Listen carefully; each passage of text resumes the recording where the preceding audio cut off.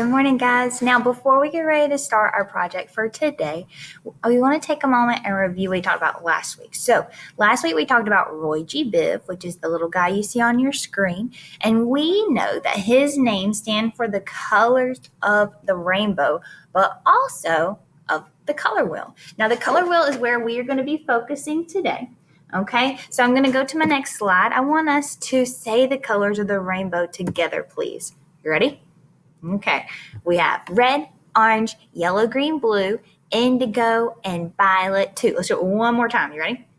Red, orange, yellow, green, blue, indigo, and violet too. Now, two things. We know that violet is the art word for purple, and we know we can make indigo by mixing blue and violet together. Okay, we are ready for today. So, to get us started, I want you to take your two hands, okay? One of our art words today is primary colors. I want you to say it with me. You ready?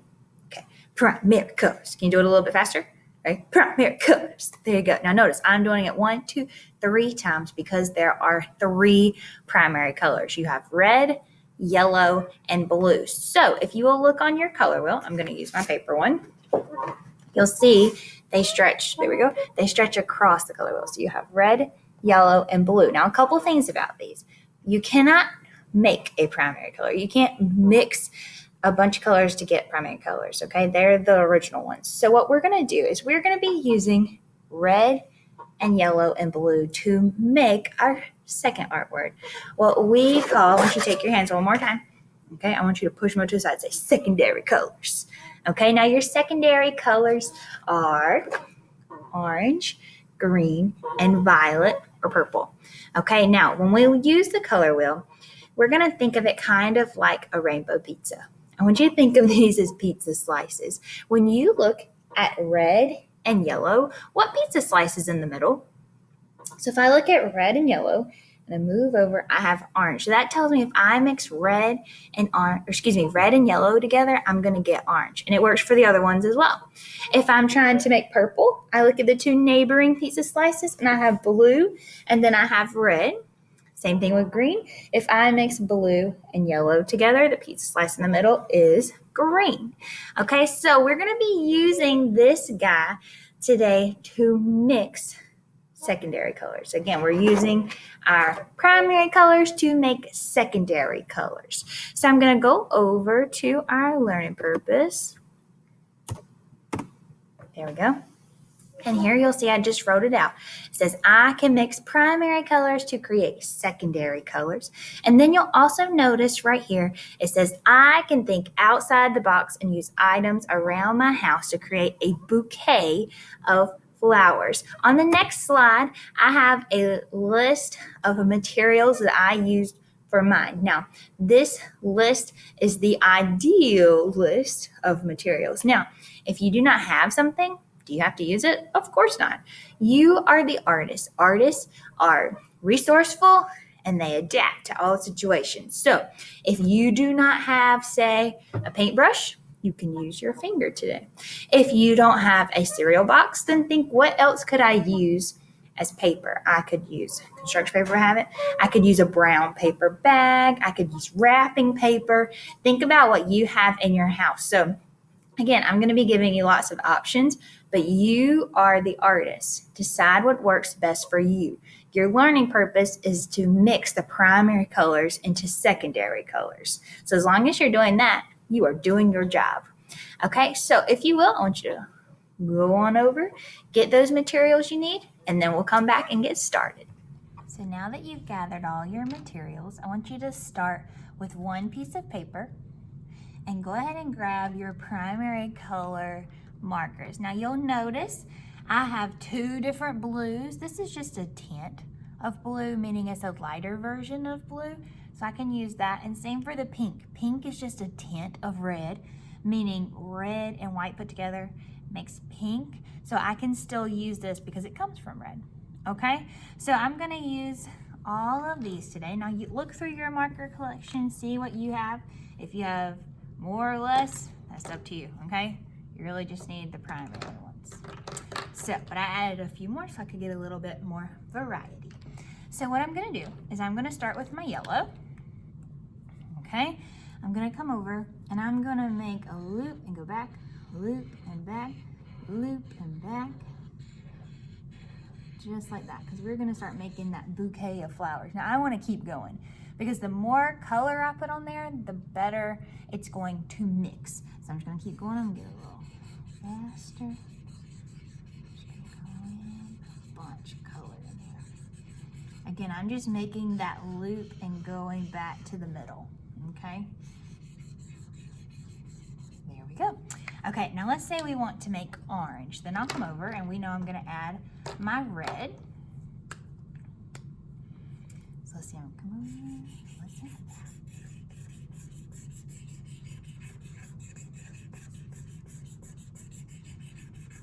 Some of you may have used what's called a spirograph before. We used to have one when I was little. It reminds me of that. Okay, now I'm going to take a paintbrush if you have it. Okay, if not, you can use your finger. You can see I've already been doing that on my video a while ago. Okay, but you can use the paintbrush. What you'll do, remember, go 1, 2, 3 to Mr. Brush. Notice, did I squeeze his hair? No, he does not like that.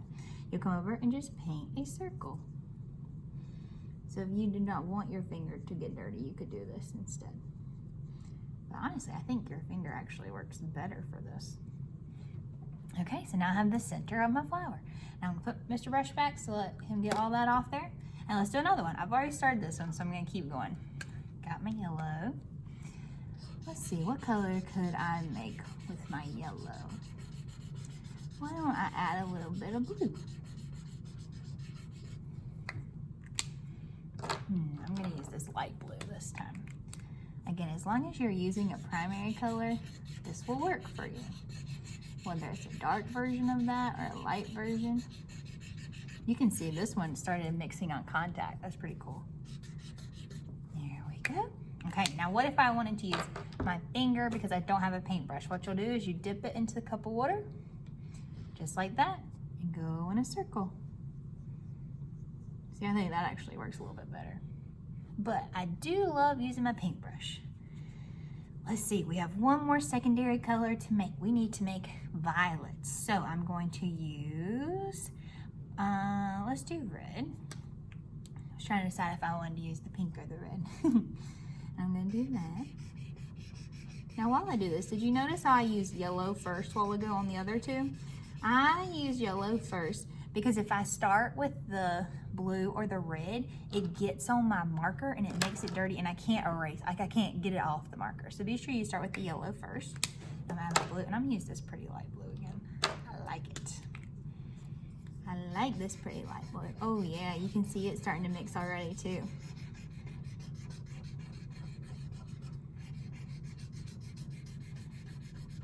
There we go.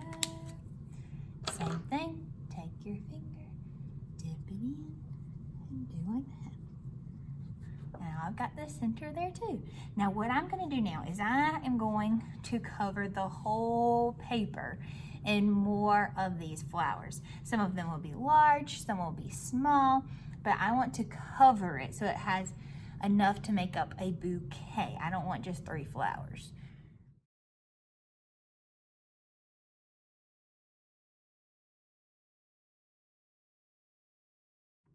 Okay, so I've covered my paper with lots of different colored flowers. I've got a variety of size. Now it's still a little bit wet since I put the water on it. So I'm gonna sit it over to the side very carefully. Be sure it's laying flat. Now I'm gonna come over and we want to create a background so we can glue these flowers onto, and we want to create a flower pot.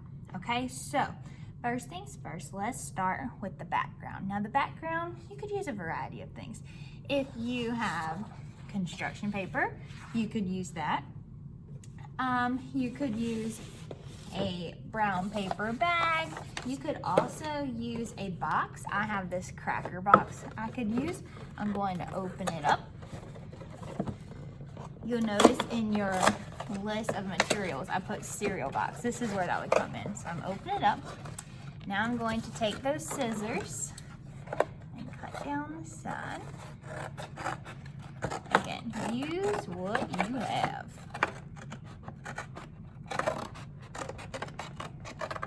Okay, I've got it opened up. I'm going to trim off this line. There we go. I'm just cutting that off. I'm going to put those in the trash. This is going to be what I glue my flower pot and my flowers into. I'm going to do the same thing to this side. I'm just cutting off the edge. Again, you could use construction paper, a brown paper bag.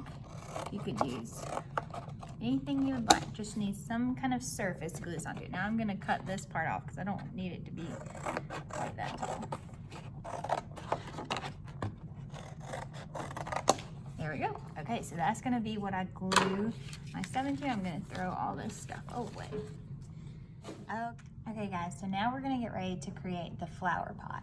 I'm going to grab my crayon that doesn't have any paper on it, keeping in mind that you could also use the little trick we used last week where you peel off the back, or excuse me, the bottom of the paper, but don't take the paper off on purpose. This was an old one that was gonna get thrown out, so that's why I have it.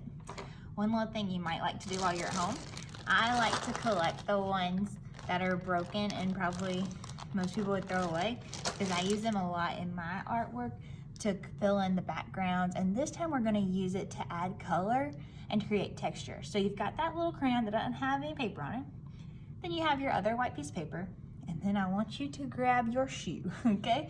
Now, be sure your shoe that you've selected has some really cool designs on the bottom, okay? This one has some cool little like grid designs. What you're gonna do is you're gonna take your paper, lay it right on top of the shoe. Okay, so my shoe is right there. I'm gonna lay the crayon down flat, and just like I colored Roy G. Biv Sky last week, I'm gonna go back and forth to add color to my white paper. Now notice, you could use any color, but I would not recommend using green because we're gonna get ready to add some green stems, and you want to have some good contrast. If everything is the same color, it will kind of all blend together. Okay, now I'm just gonna slide my paper over on my shoe and keep going.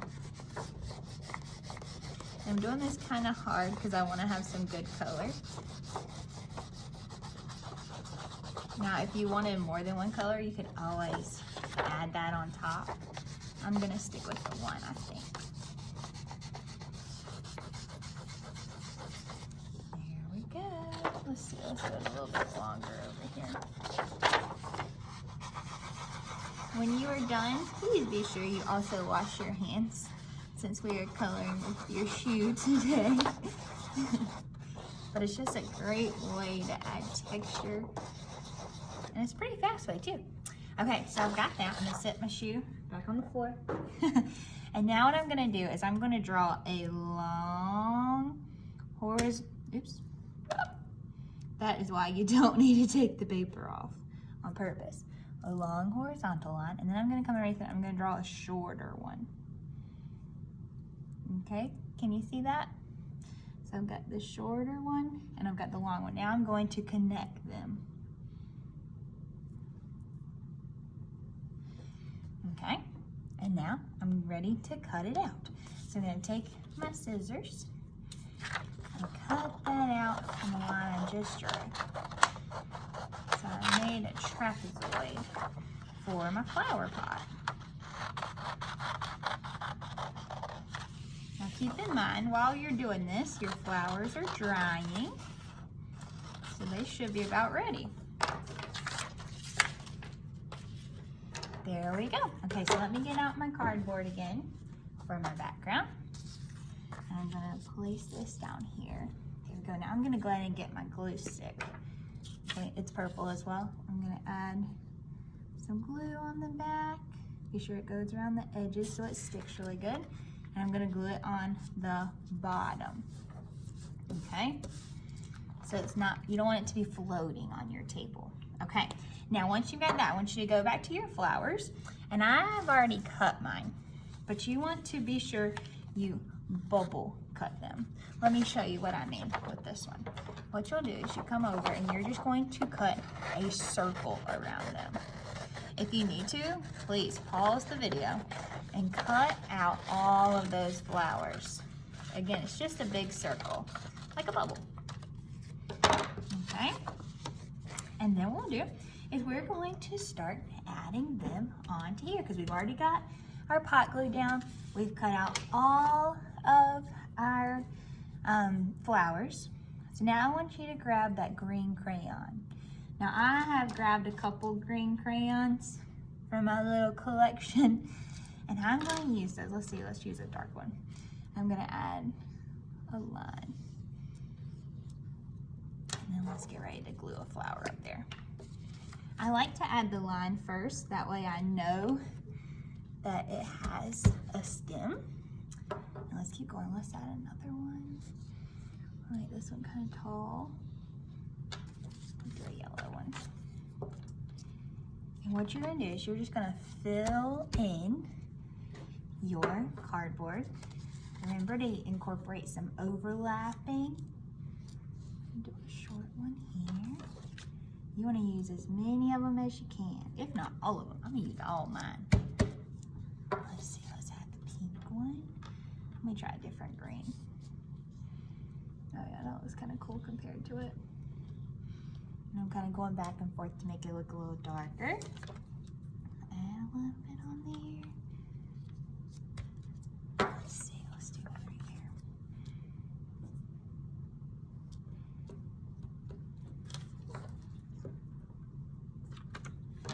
And guys, you'll just keep doing it. See how that's on top of it? That's okay. If you were to get a bouquet, it would really be like that. So just keep on going. Oops, I almost forgot. Just gonna kind of go through that one and up like that. Now if it sticks off the paper a little bit, that's totally fine. Here we go. Let's see, where else to add one? I got this other green. Oh, I like this one. That pink really looks good on there. See why I added the stem as I'm going? If not, I would forget to add that in later and it would look like that flower was floating. Let's see. Let's do one there, there, and then one on top. What you think? Let's do that. Okay, so I've got my little stem here. We'll add that. I'll add this one over here.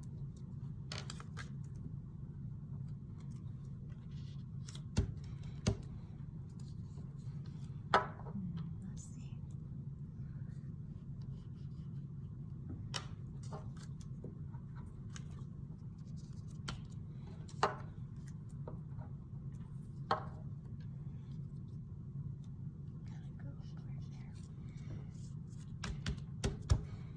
Slide all this out of the way. And let's check it out. There we go. Okay, so now I have my bouquet of flowers. If I want to go in, I can add some leaves on there as well. Kind of peeking through. That's kind of up to you.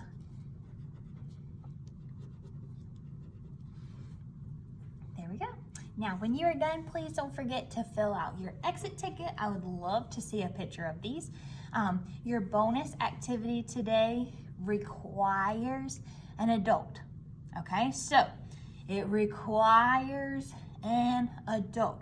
Remember, you do not have to do the bonus activity. It is bonus for a reason, okay? Remember, it is optional. You do not have to do it. So if an adult is not home, please don't do it, okay? Because it is going to require an adult to turn on the oven today for you, okay? So please be sure they are present if you choose to do it.